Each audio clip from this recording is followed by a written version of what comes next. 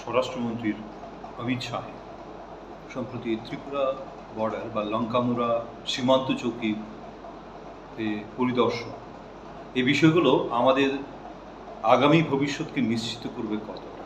আমাদের এই রাজ্য, ছোট্ট রাজ্য, তিন দিকে বাংলাদেশ সীমান্ত দিয়ে ঘেরা, এ রাজ্যে স্মার্ট বর্ডার প্রকল্প যদি চালু হয়, অর্থাৎ সীমান্তে যে সার্ভাইভ্যালস যদি আরও কঠোরভাবে করা হয়, অন্তত বেআইনি যে অনুপ্রবেশগুলো রয়েছে সেগুলো তো অনেকটাই শেষ হয়ে যাবে। কাঁটাতারের বেড়া আমরা দিয়েছি ইতিমধ্যে, দেখা যাচ্ছে যে 100 মিটার দূরে আমাদের সীমান্তের বেড়া, তারপর 100 মিটার, তারপর যেখানে জিরো লাইন সেখানে সীমান্তের পিলার রয়েছে।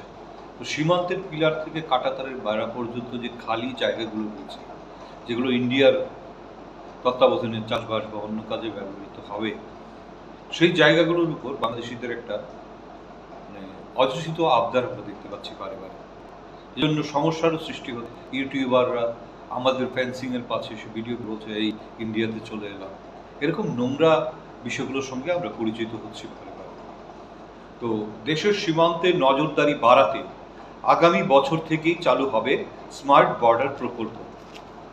স্মার্ট বর্ডার প্রকল্প 7টি সীমান্ত এলাকা প্রাথমিকভাবে এই প্রকল্পের পরীক্ষামূলক কাজ শুরু হবে। এর মধ্যে একটি সীমান্ত ত্রিপুরা। শুক্রবার লঙ্কামুড়া বিএসএফ এর সীমান্ত চৌকি পরিদর্শন করে এই ঘোষণাটা দিয়েছেন কেন্দ্রীয় মন্ত্রী অমিত শাহ। পরে তিনি এই বিষয়ে শালবাগানে বিএসএফ ত্রিপুরা ফ্রন্টিয়ারের সদর দপ্তরে উচ্চ পর্যায়ের বৈঠকে এই সংক্রান্ত প্রয়োজনীয় নির্দেশ দেন। একই সঙ্গে তিনি রাজ্যে আন্তর্জাতিক সীমান্তের সুরক্ষা নিয়ে আলোচনা করেন। রাজ্যের সীমান্ত নিরাপত্তা ও আইন শৃঙ্খলার অবস্থা সম্পর্কে অবগত হন এই কেন্দ্রীয় স্বরাষ্ট্রমন্ত্রী অমিত শাহ।